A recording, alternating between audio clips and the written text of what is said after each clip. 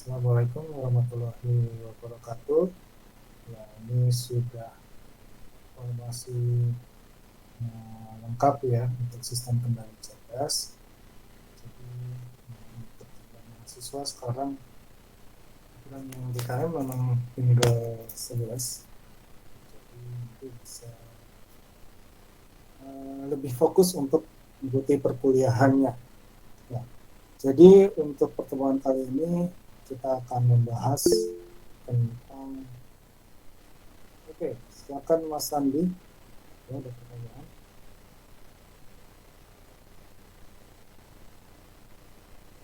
Mas Sandi. Oke. Oke, jadi kita akan lihat untuk perkuliahan sistem kendali cerdas ini, kita akan masih kembali di FASI. Jadi kita akan berbicara tentang himpunan FASI. Ya. Jadi kemarin kita sudah belajar tentang pengertian dan dasar-dasar FASI, walaupun bukan terkait kendalinya, tetapi tentang FASI pada pengambilan keputusan. Nah, kita lihat untuk istilah-istilahnya, perbedaan dengan sistem Boolean itu seperti apa saja, ya itu sudah dibahas di minggu kemarin. Nah, sekarang kita akan membahas tentang himpunan FASI. Ya, himpunan FASI itu seperti apa dan apa sih perbedaan dengan himpunan Boolean. Oke. Nah, kita bisa lihat untuk kasus awal, yaitu operasi pada himpunan tegas. Tegas itu kalau dalam bahasa Inggris artinya crisp. Ya. Jadi tegas dan crisp itu artinya sama saja, walaupun berbeda istilah. Ya, kita lihat bahwa pada himpunan tegas ini ada operasi gabungan atau union, ya itu A gabung B. Untuk kasus ini kita bisa lihat ya, dia akan memiliki anggota X dan X adalah anggota A, ini bacanya adalah anggota, atau X anggota B. Nah, ini adalah jumlah atau operasi pada himpunan tegas. Ya, ini adalah operasi A gabung B. Ya, kita bisa melihat kalau misalkan nilai operasi A gabung B itu seperti apa. Ya, operasi A gabung B, ini kita lihat untuk notasinya seperti ini, XA, ya, ini X yang bentuknya seperti ini, digabung dengan XB, itu artinya nilainya. Kalau ini kan anggotanya, kalau ini nilainya adalah nilai maksimal. Dan nilai maksimal ini dipilih dari nilai maksimal A dan B. Jadi kita mencari untuk himpunan A sama himpunan B itu nilai maksimalnya di mana, itu yang dijadikan sebagai batas himpunan. Mungkin nanti akan lebih jelas kalau dilihat dalam bentuk grafik atau gambar.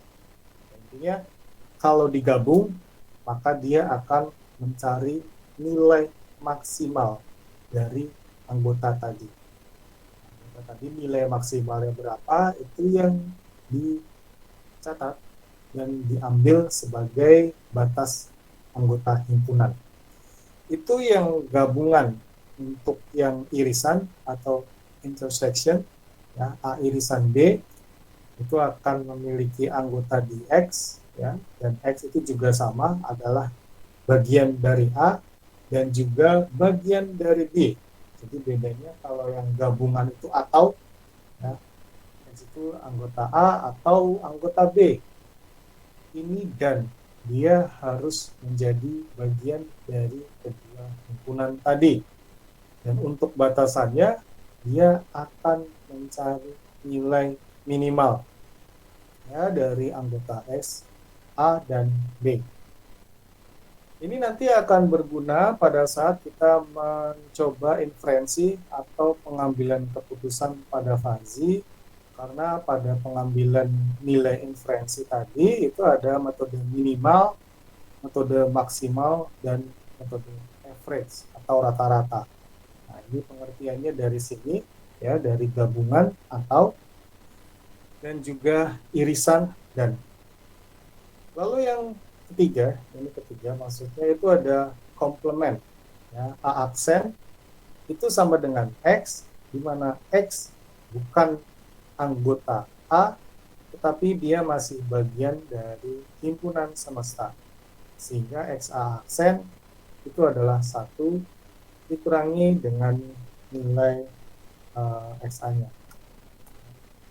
Lalu ada perkalian atau kartesian, A kali B itu sama dengan AB, ya, di mana A itu anggota himpunan A dan B itu adalah anggota himpunan B. Lalu yang terakhir adalah selisih atau difference, ya, selisih atau difference, ya, A min B X, di mana X itu adalah anggota A dan X itu juga bukan anggota B, sehingga hasil dari A min B itu adalah A diiris dengan B aksen atau yang bukan bagian dari B. Ini sebenarnya prinsip yang sudah disampaikan di teknik digital, ya. Jadi ini sebenarnya prinsip-prinsip himpunan, pengoperasian dari himpunan itu seperti ini. Jadi ini adalah hal yang sudah umum dilakukan pada bentuk boolean. Nah, kita sekarang lihat operasi pada himpunan fuzzy. Ya, jadi kalau tadi kita melihat secara crisp, maka kita akan lihat operasi pada himpunan fuzzy, di mana untuk himpunan ini adalah terkait dengan membership function dan juga membership value, ya. Mu A ini adalah nilai dari derajat keanggotaan.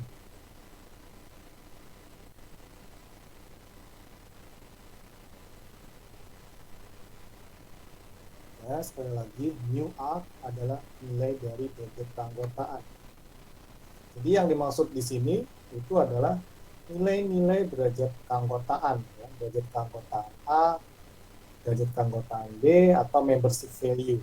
Makanya nilainya di sini nggak mungkin lebih besar dari 1. Artinya kalau di sini himpunan A digabung dengan himpunan B, itu kalau atau nilai membership value-nya diambil maksimal, kalau irisan diambil minimal. Jadi misalkan di sini XA, XB 1 0,8, 1 0,5, maka ketika digabung kita ambil yang 0,8. Ini 0,8, 0,5 digabung ya berarti diiris itu diambil nilai minimal yaitu 0,5. Untuk komplement juga sama, jika misalkan derajat keanggotaannya adalah atau membership value-nya itu 0,3, maka X aksennya itu adalah 1 min 0,3 atau 0,7. Ya, jadi yang berhubungan di sini itu adalah membership value-nya. Nah, membership value seperti yang sudah dibahas kemarin itu tergantung dari membership function, ya. Jadi kalau membership value atau nilai keanggotaan itu adalah nilai yang berada di antara 0 sampai 1. Ingat, itu membership value atau nilai derajat keanggotaan. Kalau membership function itu adalah bentuk dari klasifikasinya, ya, secara umum. Jadi di sini membership function-nya itu adalah bentuk trapesium, ya, bentuk trapesium. Yang di sebelah kanan itu adalah bentuk segitiga, di mana membership value-nya itu berada di rentang antara 0 sampai 1. Ya, pada saat X-nya 5, dia membership value-nya adalah 1. Pada saat X-nya 6, itu membership value-nya adalah 1, 7, juga 1. Saat mungkin saat 1 di sini, X-nya, membership value-nya adalah 0. Dan di saat 4 nanti kita menggunakan persamaan garis untuk menentukan berapa besar membership value-nya. Tapi ini adalah membership function yang berbentuk trapesium, di mana nilai membership value-nya itu berada di rentang antara 0 dan 1. 0 sampai 1. Untuk yang new B juga sama, membership value-nya berada di rentang antara 0 sampai 1, tetapi membership function-nya berbentuk segitiga. Ya, walaupun batasnya belum jelas di sini. Ini dia sampai mana kakinya. Oke, kita lihat untuk gabungan. Ya, jadi ini beda dengan prinsip himpunan pada kris atau himpunan tegas. A gabungan B itu sama dengan mu A gabungan B, ya, mu AX digabung dengan mu BX, ya kita cari nilai maksimalnya.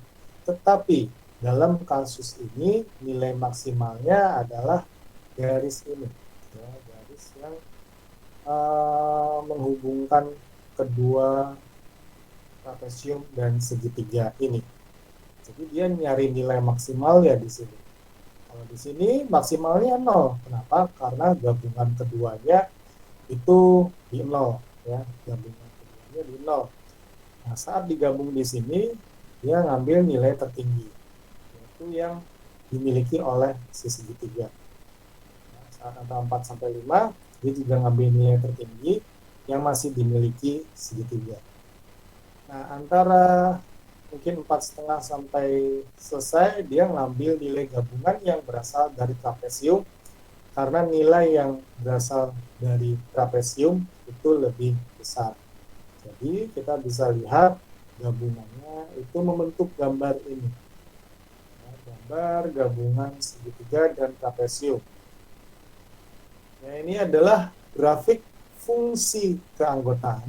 Sekali lagi, fungsi keanggotaan atau membership function dari A gabungan B. Nah, ini A gabungan B, membership function-nya adalah gabungan dari gambar segitiga dan trapesium ini. Lalu ada irisan, ya, A irisan B itu sama dengan mu A irisan B, dan pada prinsipnya dia mengambil nilai minimal dari irisan A dan B. Ya, jadi dia dikatakan sebagai X yang dekat dengan A dan dekat dengan B. Nah, kita lihat ya, untuk irisan, ya, irisan antara A dan B ini ada di sini. Kita bisa lihat irisannya ada di sini, sehingga ini adalah X atau membership value dari A irisan B. Letaknya di sini secara grafik lebih kecil. Kalau yang A gabung B ini kan ngambil nilai maksimal dari gabungan. Kalau yang A irisan B itu sebenarnya dia ngambil nilai irisan, nilai irisan, dan kita mencari membership function-nya. Mencari membership function-nya yang bentuknya segitiga dan value-nya bahkan tidak menyentuh angka 1 sama sekali. Nah, itu adalah gabungan dan irisan. Jadi sekali lagi untuk yang gabungan itu mengambil nilai maksimal, ya kita menggabungkan semua membership function lalu diambil maksimal dari gabungan membership function tadi. Sementara kalau irisan kita iris semuanya lalu kita cari nilai irisannya. Nah, yang ketiga itu ada komplement, yaitu diartikan sebagai lawannya A atau tidak dekat dengan A. Tidak dekat dengan A artinya kebalikannya. Ini misalkan A, ya, ini adalah A. Saat si A 0, ya, saat si 0, komplemennya adalah 1, karena dia tidak mau dekat dengan A. Dia lawannya di sini. Walaupun di sini nanti dia akan bertemu di irisan pada saat mungkin 2,5. Ya, pada 1,5 dia sama. Nah, pada saat dia si A bernilai 1, maka komplement dari A itu bernilai 0. Jadi itu adalah lawan. Sekali lagi, ini adalah komplement yang artinya lawan. Tapi bukan berarti bisa jadi nilainya harus selalu beda. Nilainya akan sama pada titik tertentu. Dalam kasus ini adalah pada saat nilainya X sama dengan 2,5. Nilainya untuk komplement dan juga untuk A-nya sendiri itu adalah bernilai 2,5. Oke, nah itu adalah A komplement. Coba kita lihat kalau yang B komplement itu seperti apa. Nah, ini nanti dia akan berbentuk seperti segitiga terbalik ya. Segitiga terbalik, tapi nanti dia akan bertemu di nilai 2,5. Oke, jadi tadi kita sudah bahas gabungan, irisan, dan komplement. Kita lihat lagi sifat simpan hitungan tegas atau crisp ya. Jadi ingat, crisp sama fuzzy itu beda. Crisp itu himpunan yang tegas, himpunan yang jelas. Kalau fuzzy itu himpunan yang gak tegas dan gak jelas karena memang dia berada pada rentang yang kabur ya. Istilah fuzzy itu kan artinya kabur. Nah, sifat-sifat himpunan tegas atau crisp yang pertama adalah dia bersifat komutatif, artinya A digabung dengan B itu sama dengan B digabung dengan A, dan A irisan B itu sama dengan B diiris dengan A. Itu sama ya, jadi dia sama seperti operasi himpunan pada umumnya. Yang kedua adalah asosiatif, yaitu A digabung dalam kurung B digabung C itu sama dengan dalam kurung A digabung B lalu digabung C. A diiris dalam kurung B irisan C itu sama dengan A diiris B dalam kurung diiris dengan C. Itu sifat asosiatif, lalu ada sifat distributif ya. A diiris dalam kurung B gabungan C itu sama dengan A dalam kurung A diiris B digabung dalam kurung A diiris C. A digabung dalam kurung B irisan C itu sama dengan A digabung B dalam kurung diiris A digabung C dalam kurung juga. Itu seperti perkalian penjumlahannya, tapi nanti ada proses yang sedikit berbeda. Lalu sifat idempoten ya, jadi A digabung A itu ya A diiris A itu ya A. Identitas ya, A digabung himpunan kosong itu sama dengan A. A diiris dengan X itu semesta ya. Kalau semua itu bagian dari X, jadi A diiris X, diiris dengan semesta itu sama dengan A. Itu adalah hukum identitas. Lalu ada juga involusi, yaitu A aksen atau komplement dari A dikomplementkan lagi itu sama dengan A. Lalu ada juga yang ketujuh, hukum De Morgan. A diiris B dalam kurung aksen ya, jadi A irisan B dalam kurung aksen itu sama dengan A aksen digabung dengan B aksen. Nah, dalam kurung A gabung B aksen itu sama dengan A aksen diiris dengan B aksen ya. Jadi itu adalah hukum De Morgan.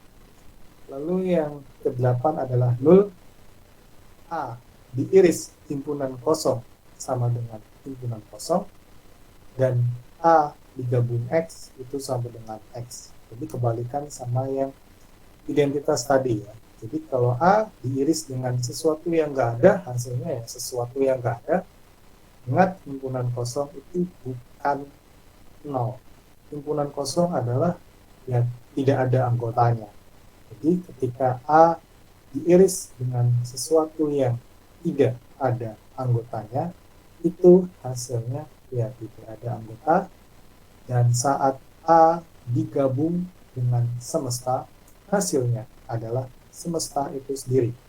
Itu dinamakan null, kalau dalam istilahnya itu adalah nullified, ya artinya ya kayak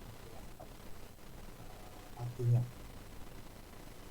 Nah, jadi kita bisa lihat secara umum ya, sifat-sifat himpunan fazi itu sama dengan sifat himpunan crisp atau tegas. Nah, jadi secara umum sama, tapi ada beberapa pengecualian.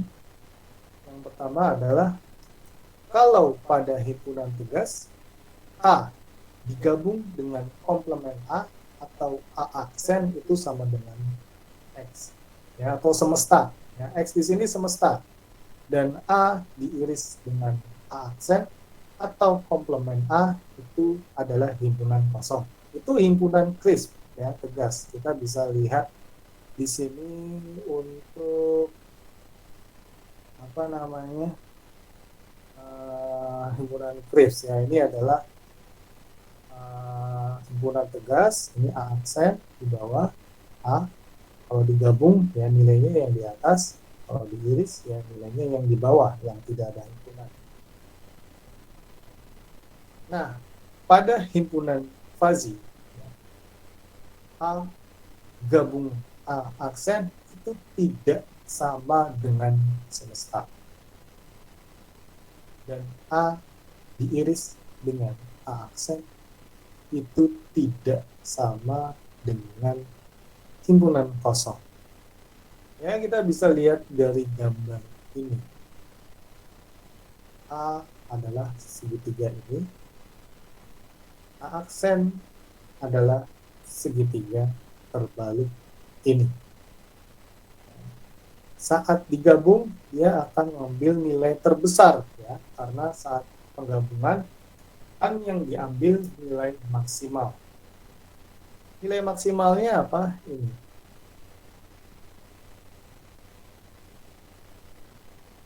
Nilai maksimalnya ini. Kayak huruf W. Ya. Dan ini tentu saja bukan semesta. Ya. Ini tuh bukan semesta. Semestanya itu adalah kalau nilainya rata di satu semua. Jadi pada kasus ini A digabung dengan A aksen itu tidak sama dengan X. Ini sama dengan apa? Ya, itu semua tergantung dari bentuk membership function-nya. Ya, bentuk membership function-nya beda-beda, jadi kita tidak bisa memastikan bentuk atau hasilnya apa untuk operasi gabungan dengan komplement, karena semuanya kembali lagi tergantung dari bentuk membership function-nya. Sementara pada kasus irisan ini juga sama, dia akan mengambil nilai apa namanya yang terkecil di sini, ya, nilai kecilnya di sini, ya, nilai minimalnya ini, ya, ini. Karena dibandingkan sama ini, kan ini lebih kecil, jadi ngambil ini. Lalu dia ngambil nilai minimal yang ini karena lebih kecil. Ini nilai minimalnya juga ngambil yang ini, ngambil yang ini. Jadi bentuk untuk A irisan A komplement adalah seperti ini.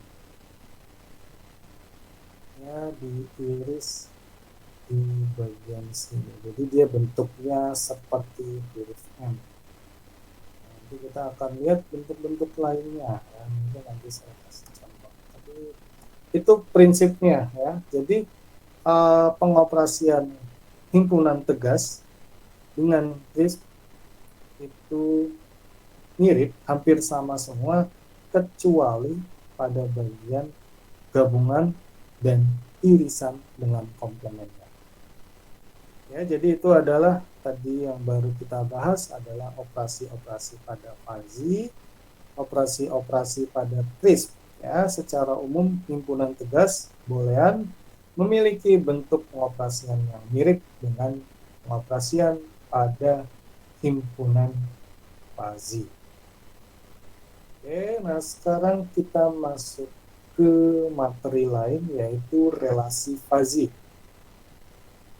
Relasi itu sesuai dengan definisi adalah asosiasi antara dua atau lebih objek dari dua buah himpunan.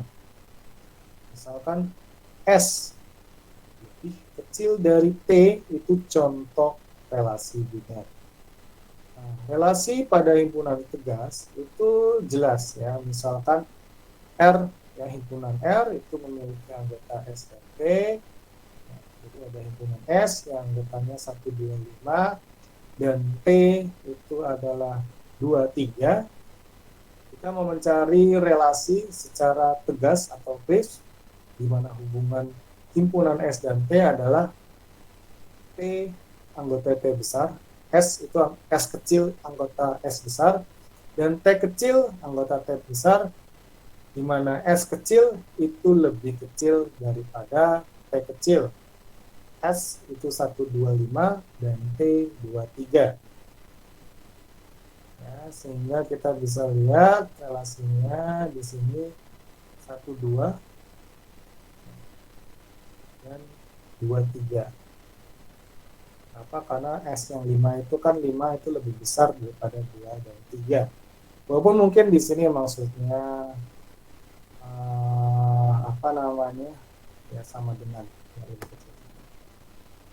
Jadi kita bisa lihat ini hubungannya S125, 1 lebih kecil dari 2 dan 2 lebih kecil dari 3, seperti itu. Nah, itu adalah relasi atau hubungan pada crisp atau pada himpunan yang tajam ya. Lalu bagaimana relasi atau crisp ya. Relasi atau crisp itu merupakan himpunan semesta ya, merupakan himpunan semesta. Itu A itu adalah himpunan fuzzy pada semesta X, dan B itu adalah himpunan fuzzy pada semesta Y. Jadi relasi fuzzy itu memetakan elemen dari semesta X ke semesta lain Y dengan menggunakan perkalian Cartesian dari dua buah semesta. Jadi misalkan A himpunan fuzzy pada semesta X dan B himpunan fuzzy pada semesta Y. Jadi relasi fuzzy R-nya itu adalah R itu adalah X dan Y kecil ya, dengan membership function dari X dan Y, di mana X dan Y itu adalah himpunan bagian dari A kali B, dan membership value dari R itu sama dengan membership value dari A kali B yang adalah nilai minimal dari membership value A dan membership value B. Jadi kita bisa lihat contoh di sini, misalkan X, Y itu adalah anggota bilangan real dan relasi R adalah relasi yang X dianggap lebih besar daripada Y. Ya.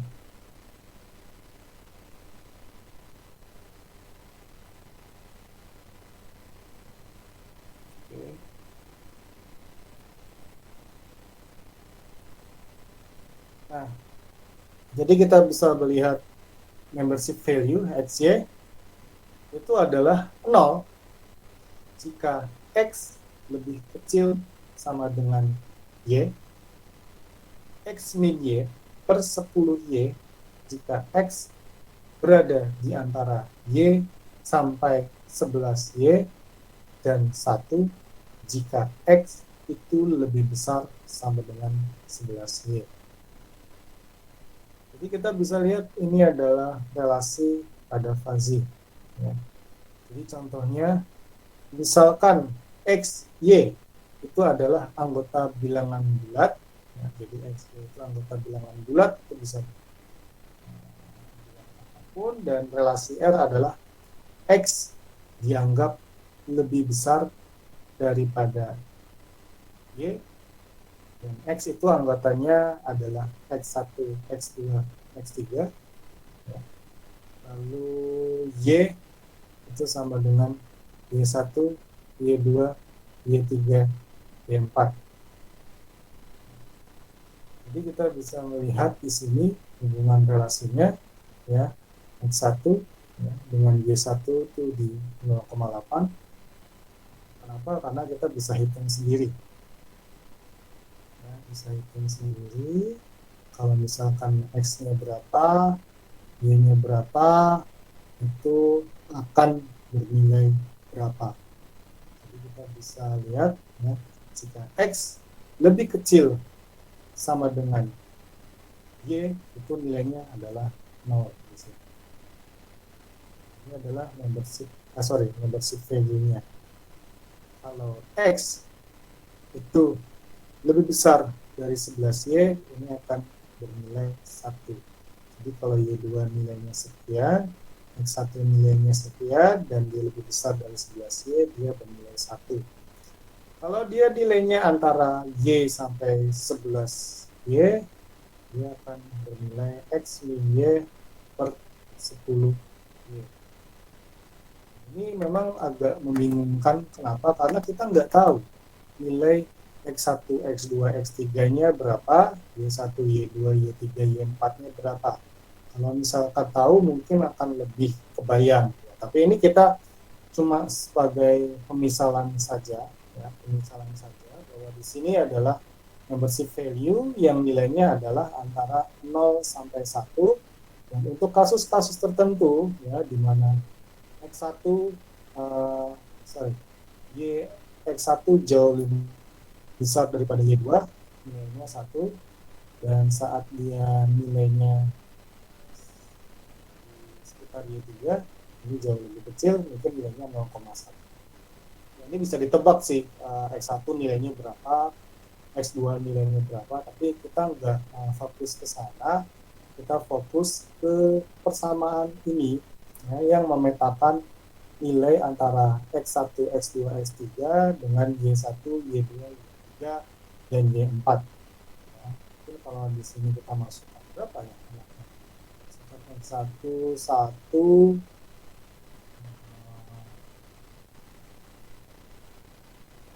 Y-nya 0,1, kita nggak.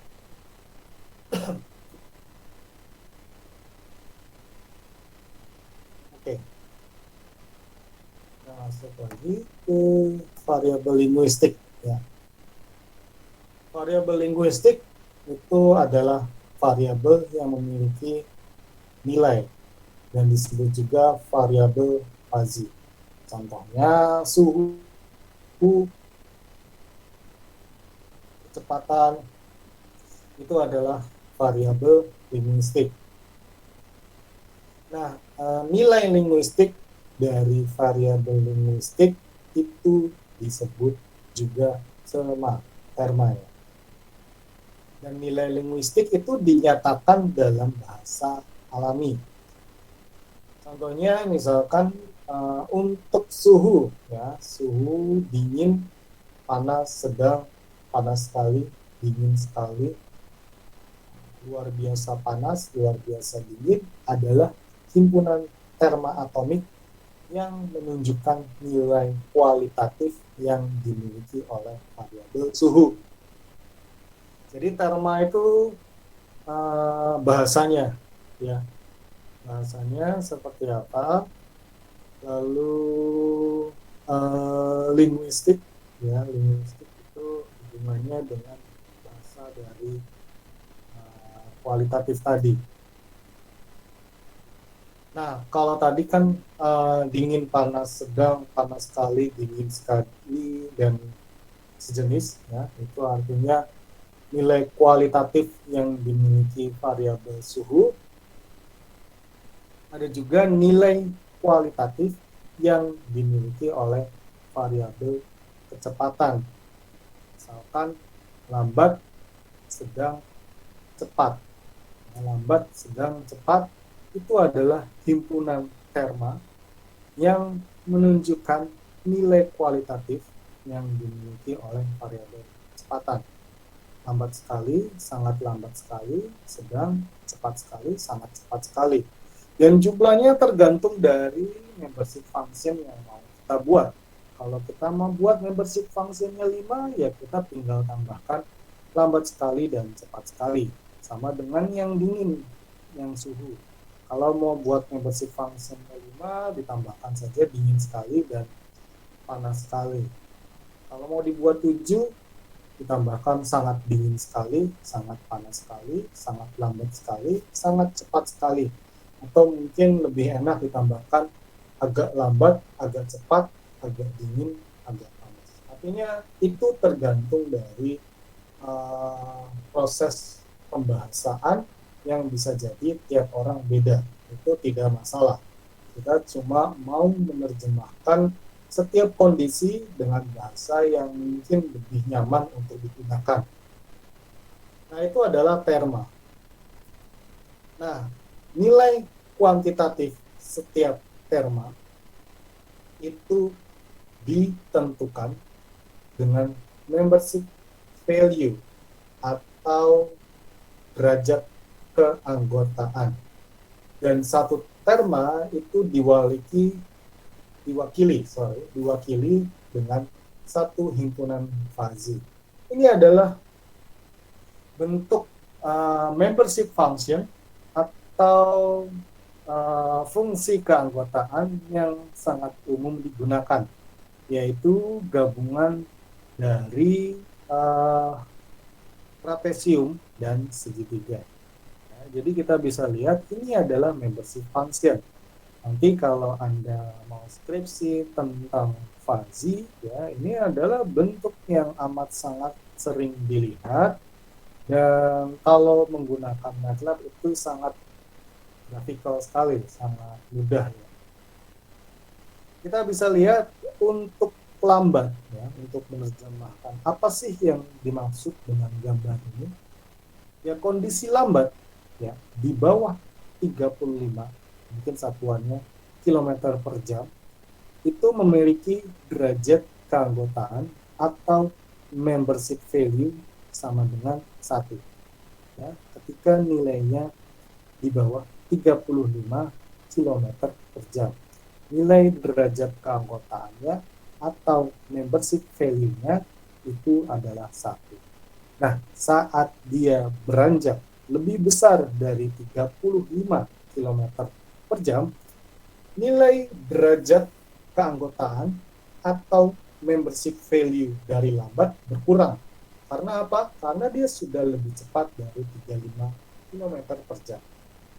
Saat nilainya 45 km per jam, kira-kira, maka membership value untuk kecepatan itu dalam kondisi lambat adalah 0,5.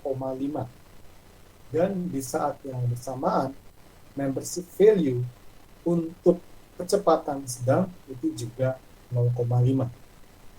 Ya, kita bisa lihat saat 37, mungkin ya, saat 37 membership value-nya itu kira-kira sekitar 0,9 untuk lambat dan 0,1 untuk sedang. Saat nilainya 41, ya, saat 41 derajat, membership value untuk lambat itu bisa jadi 0,7, dan membership value untuk sedang adalah 0,3. Seperti itu terus. Nah, pada saat kecepatannya adalah 55 km per jam, ya, pada saat kecepatannya adalah 55 km per jam, maka membership value-nya untuk lambat adalah 0. Ya, karena dia tidak menyentuh nilai lambat. Ya. Membership value untuk lambat bernilai 0, dan membership value untuk sedang itu bernilai 1. Dan membership value untuk cepat juga bernilai 0. Pada saat kecepatannya adalah 65 km per jam di sini, maka membership value untuk sedang adalah 0,5 dan membership value untuk cepat adalah 0,5. dan saat nilainya adalah 73 km per jam, membership value untuk lambat itu 0, membership value untuk sedang adalah 0,1, dan membership value untuk cepat adalah 0,9. Ini pada saat kecepatannya 80 km per jam, dia cuma punya satu membership value atau derajat keanggotaan yang berasal dari cepat yang bernilai 1. Jadi ini cara membaca membership function atau fungsi keanggotaan untuk bentuk yang seperti ini, ya, bentuk yang amat sangat sering digunakan, sangat populer. Jadi tiap kecepatan, ya, dari 0 sampai mungkin ya 100 lah, itu memiliki membership value untuk kondisi terma yang berbeda-beda, ya.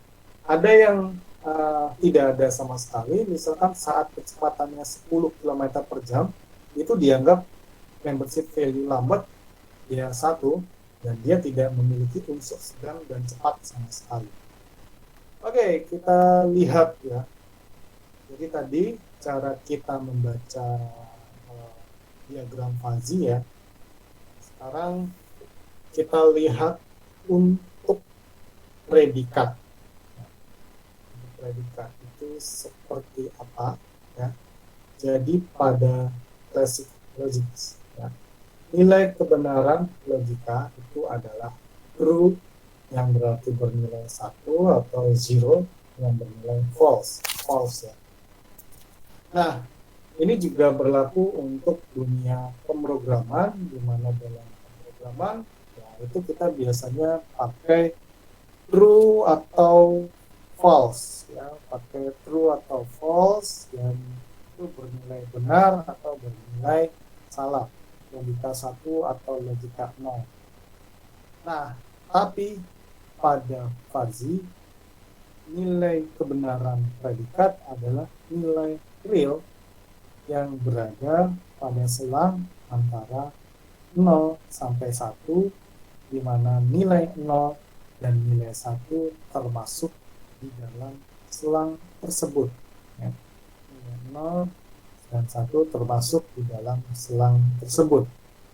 Jadi misalnya P adalah predikat yang didefinisikan pada himpunan fuzzy A, maka nilai kebenaran predikat P itu adalah sama dengan mu AX, di mana mu A itu berada di rentang antara 0 sampai 1.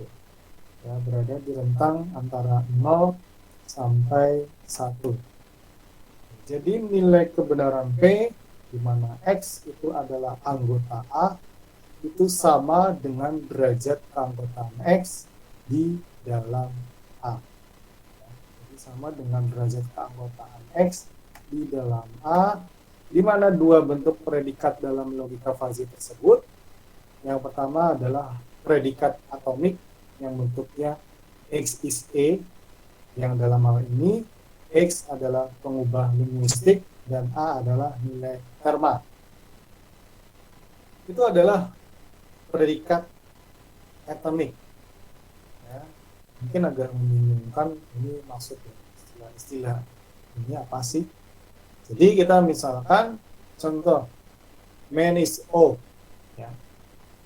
Misalkan fungsi keanggotaan old atau tua itu adalah 0 jika dia usianya di bawah sama dengan 45 tahun, maka dia juga bernilai X min 45 per 15 ketika usianya di antara 45 sampai 60, dan bernilai 1 ketika nilainya di atas sama dengan 60. Jadi ini adalah linguistiknya atau kalimatnya man is old. Jadi misalkan usia dari man itu adalah 50 atau 50, maka nilai kebenaran 50 atau 50 is old adalah 50. Ya, kita pakai yang di sini, langsung aja masukkan. dikurangi 45 dibagi 15 sama dengan sepertiga sama dengan 0,333. Lalu bagaimana seandainya main-nya adalah 30? Ya, maka misalkan main is equivalent with 30 is all, maka nilai kebenarannya adalah 0. Jelas, kata apa? Ini langsung masuk yang di sini. Kalau misalkan usianya 65, man is odd. 65 is odd. Maka kita lihat, kita langsung menggunakan yang di sini, yaitu fungsi keanggotaan dan nilai kebenarannya adalah 1. Jadi jangan sampai nilai 30 kita masukkan di sini, 30 min 45 terus hasil akhirnya min 1, itu salah. Jadi kita harus perhatikan kondisi di sebelah kanan. Kita mau pakai rentang yang mana ya untuk menentukan nilai kebenaran dari setiap pernyataan. Oke, lalu ada juga predikat majemuk ya. Jadi kalau di sini atomik atau tunggal, ada juga predikat majemuk ya. X is A or Y is B. X is A and Y is B. X is not A. Contohnya, temperature is cold or it is rainy. Nah, kita lihat ini majemuk ya. Jadi kondisinya enggak seperti tadi yang cuma sekitar sebuah pernyataan tunggal. Ya, sebuah pernyataan tunggal yang bisa langsung dicek nilai kebenarannya. Jadi nilai kebenarannya kan tadi kalau fazi itu dia tidak hanya 0 dan 1, tapi semua nilai yang berasal atau bermula dari 0 dan berakhir di 1. Artinya rentang antara 0 dan 1. Kita lihat untuk predikat majemuk, temperature is cold or it is rainy. Ya. Nilai kebenaran predikat majemuk itu ditentukan dengan aturan or dan and yang sudah dijelaskan ya. Jadi kita bisa lihat kalau digabung kita cari nilai maksimal. Dan kalau diiris kita cari nilai minimal. Nah, kita melihat di sini pakai or. Or itu digabung. Or it is rainy itu digabung. Jadi kita bisa lihat ya, temperature is cold or it is rainy. Ya, kita melihat nilai temperature is cold itu berapa? Nilai kebenarannya ya, nilai kebenarannya berapa, dan it is rainy itu berapa nilai kebenarannya, lalu kita cari nilai maksimal. Karena apa? Karena kita menggunakan or. Tapi seandainya kalimatnya berubah, temperature is cold and it is rainy, ya kita cari nilai minimal dari membership value temperature is cold dan it is rainy. Ingat, ini tergantung dari kata sambungnya, apakah or atau and, karena itu akan membuat situasi pengambilan nilai maksimal dan nilai minimal yang berbeda. Oke. Contoh, diketahui predikat fazi X is S and X is not F dalam kurung or X is M. Nah, ini mulai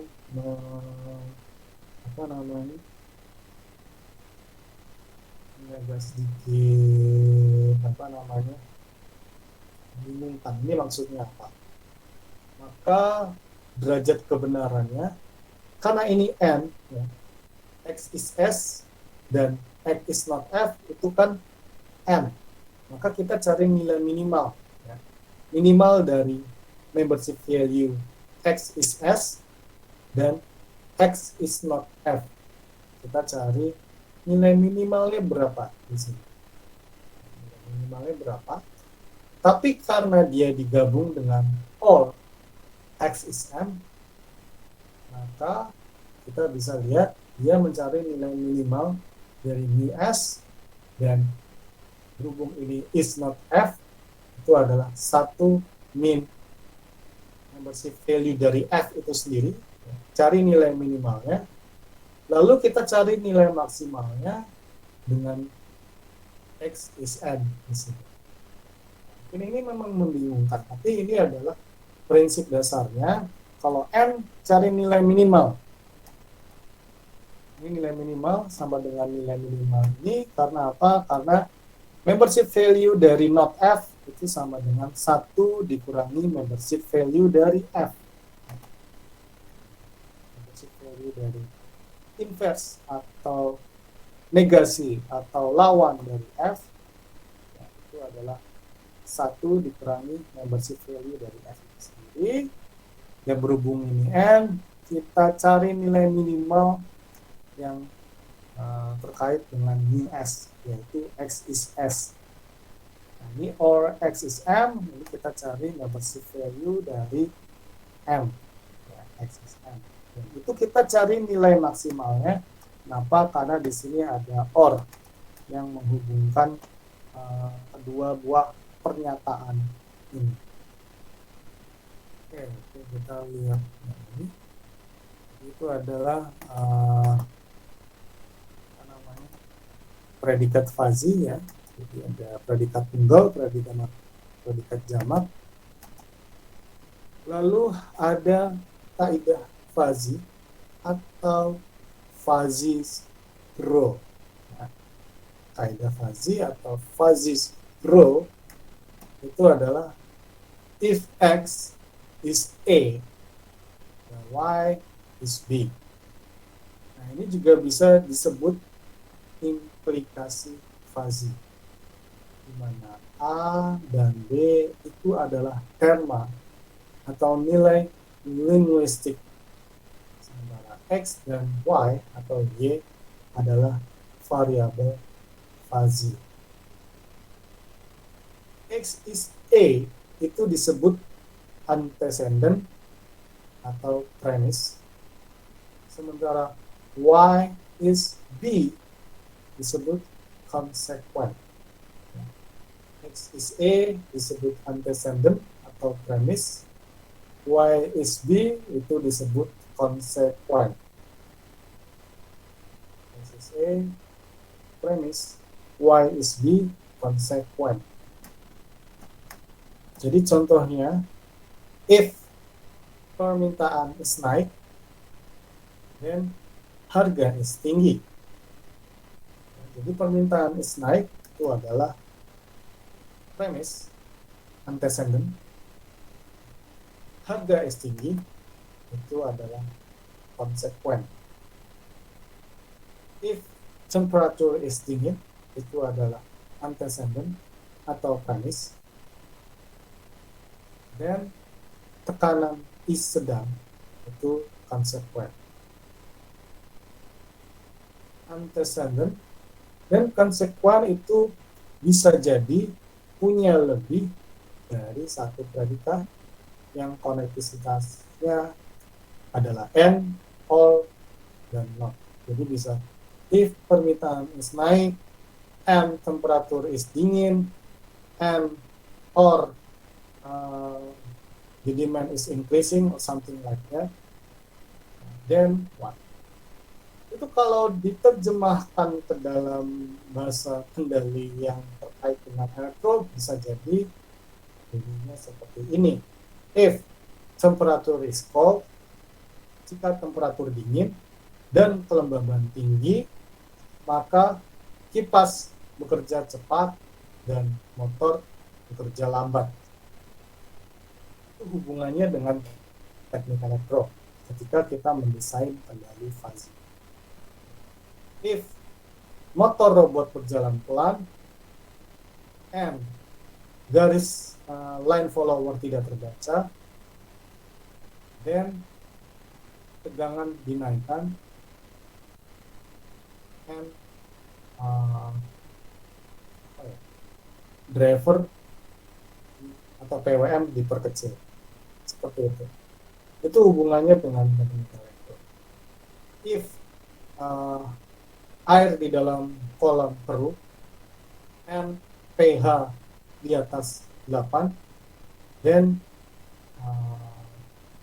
tambahkan asam sedang, dan hidupkan pompa. Ya, itu hubungan yang terkait dengan elektro. Mungkin kalau sekarang kita masih bingung, ini maksud apa sih premis antecedent sama apa ya, konsekuensi apa?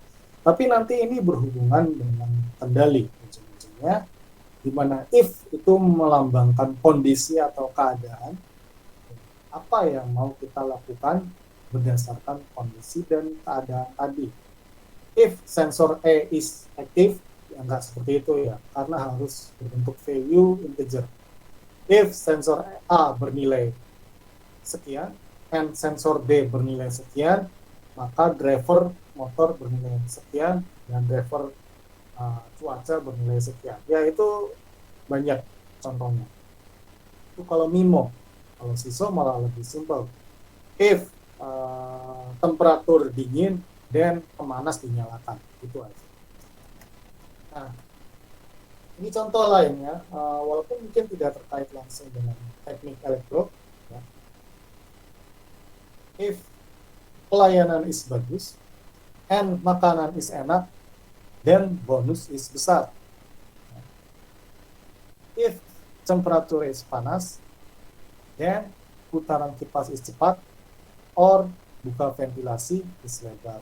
Ini contoh-contohnya. Nah, ini adalah 3 tahap penginterpretasian if then rule. Ya. Yang pertama, fazifikasi, yaitu menentukan derajat keanggotaan dari variabel masukan. Ya, jadi kita biasanya di tahap ini kita menentukan membership fungsinya mau apa, range-nya mau berapa sampai berapa, membership fungsinya mau berapa, mau 5. Kalau 5 berarti harus ada 5 kondisi input ya, minimal. Atau 5 dan 3, artinya ada input 5 dan input satu lagi 3, itu memungkinkan.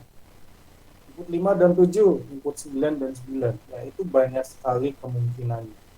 Enaknya adalah ini suka-suka kita, ya, suka-suka kita yang merancang, mau membership fungsinya trapesium, segitiga, bell curve, sigmoid, ya terserah. Tapi biasanya karena pengen cari program yang gampang, karena kalau pakai bahasa mikro, yang paling gampang kan sebenarnya menggunakan trapesium dan segitiga. Yaitu adalah bagian fazifikasi. Kita tentukan membership fungsinya bentuknya seperti apa, lalu sesudah kita tahu membership fungsinya seperti itu yang berdasarkan pilihan kita sendiri, maka kita tentukan jumlah membership function. Lalu kita tentukan garis kemiringannya. Lalu kita tentukan premisnya, kita tentukan bahasanya. Kalau suhu berarti kalau 5 sangat dingin, dingin, sedang, panas, sangat panas, misalkan ya. Itu adalah nama membership function untuk kelima kondisi tadi. Bisa jadi yang yang sangat dingin trapesium, yang dingin segitiga, lalu sedang segitiga, panas segitiga, sangat panas trapesium, itu bentuk yang umum. Tapi kalau trapesiumnya mau diganti sigmoid juga nggak masalah, atau segitiganya diganti bell curve juga nggak masalah. Itu tahap klasifikasi. Lalu ada operasi fuzzy logic, ya. Jadi dia menyatakan operasi fuzzy dengan menghubungkan konektivitas. Misalkan and, or, not. Ya. If this is not that, then what? Ya, jadi if this-nya itu adalah operasi fuzzy logic. Ya. Kalau inputnya lebih dari satu, biasanya kita pakai AND atau OR. Kalau inputnya satu, ya biasanya kita nggak pakai konektivitas, karena langsung if, this, then, that. Tapi kalau ada beberapa input, kita bisa menggunakan fungsi konektivitas AND atau OR. Bahkan ketika sensornya cuma satu, kita bisa tetap membuat fuzzy-nya menjadi dua input. Yang satu adalah sensor yang mengukur suhu saat itu, dan yang satu lagi adalah perubahan suhu. Yang ketiga adalah implikasi, ya. Dia menerapkan metode implikasi untuk menentukan bentuk akhir keluaran fuzzy set. Metode implikasi yang digunakan itu Mamdani dan Sugeno, nanti akan dijelaskan. Implikasi itu adalah bagaimana cara kita mengembalikan nilai-nilai fuzzy ke nilai crisp. Kenapa? Karena kan pada akhirnya outputnya harus jelas. Inputnya bisa jadi kabur, tapi jangan sampai outputnya kabur juga. Outputnya harus ditentukan berapa nilai yang nanti terhubung ke aktuator nantinya. Jangan sampai nilainya kabur juga. Nah, ini kita bisa lihat ya, ilustrasi 1, antecedent atau premise yang hanya terdiri dari sebuah proposisi. Yang pertama, if X is A, then M is D1. Nah, kita bisa lihat X is A, ini posisinya di sini. Maka kita bisa melihat membership value untuk outputnya adalah di sini juga. Jadi kita bisa lihat dia ini seiring sejalan. If X is A, then M is D1. Ini bisa lihat falsifikasinya di sini tetap persis sama. Nilainya sama. Jadi kalau di MATLAB ini nanti dia akan seiring sejalan. Nah, ini antecedent atau premise yang terdiri dari dua buah proposisi. Ya, dalam kasus ini dua buah input dengan penghubung N. Kaidah 1, if X is A1 and Y is B1, then Z is C1. Kita bisa lihat, ini yang pertama. Ya, posisinya di sini tinggi. Dan, membership value dari E1. Tapi membership value dari B1 itu kecil. Sehingga karena dia menggunakan fungsi operator N, maka C1-nya juga kecil mengikuti membership value dari D1. Kecil juga. Nah, mengikuti membership value dari D1. Kenapa? Karena dia M. Kalau OR, dia nanti ngambilnya di sini. Ya, kalau OR, dia ngambil terbesar yang dimiliki oleh membership value E1.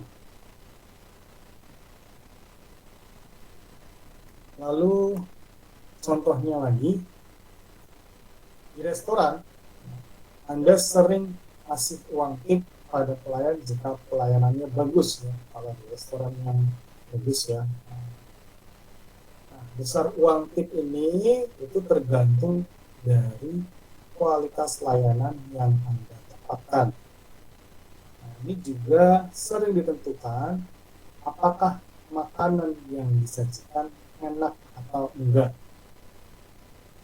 Jadi misalkan dibuat kaidah fuzzy seperti ini, if pelayanan is bagus and makanan is enak, then bonus is besar atau tipnya besar.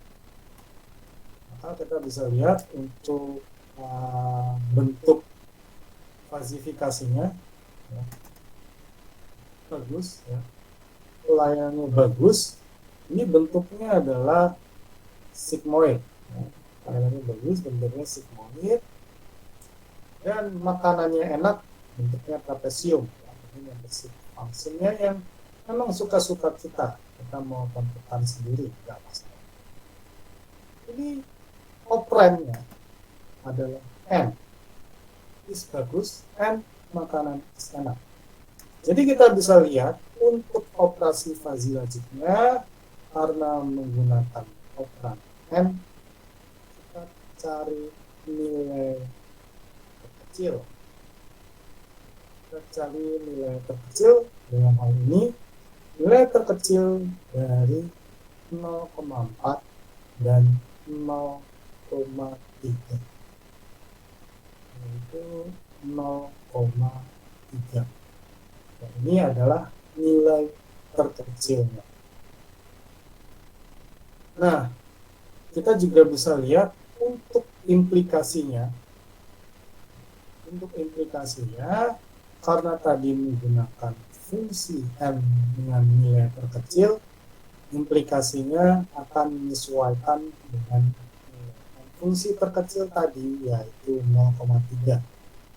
Tapi dia di bagian besar. Dia akan mencari bonus dengan nilai kebenaran 0,3 pada bagian besar. Sehingga nanti ini adalah bonus yang didapatkan. Ya, jadi itu ya, kita bisa lihat semua tergantung dari operan. Jadi kalau misalkan kalau pelayanan bagus atau makanan is enak dan bonus is besar, maka operasinya itu adalah fungsi maksimal dari 0,4 dan 0,3. Kenapa? Karena fungsi maksimal dari 0,4 dan 0,3 itu adalah fungsi OR nilainya 0,4. Atau misalkan falsifikasinya aneh. If pelayanan bagus and makanan is enak, then bonus is kecil. Ya, itu bisa juga. Artinya mungkin yang kalau yang lainnya lebih kecil dari itu, tidak masalah. Itu tergantung dari fungsi yang dibuat sebelumnya. If pelayanan is bagus or makanan is enak, jadi kalau salah satu nilainya 0, ya misalkan makanannya nggak enak, nggak bisa dimakan, tapi kalau pakai fungsi OR, ternyata pelayanannya bagus, tetap dikasih tips walaupun makanannya nggak bisa dimakan karena pelayanannya bagus. Itu konsekuensinya kalau di sini pakai OR. Hanya di sini pakai N untuk memastikan makanannya enak, pelayanannya bagus. Makanan enak, pelayanannya menyebalkan, tetap tidak dikasih. Oke, jadi seperti itu ya materi hari ini. Ya, materi hari ini adalah terkait himpunan fuzzy. Hari ini belum saya kasih tugas, jadi silakan senang-senang ya. Untuk minggu depan kita mulai masuk ke materi kendali fuzzy, di mana kita mau mencari besar-besar relasi untuk masing-masing keadaan. Ya, mungkin sampai sini ada pertanyaan.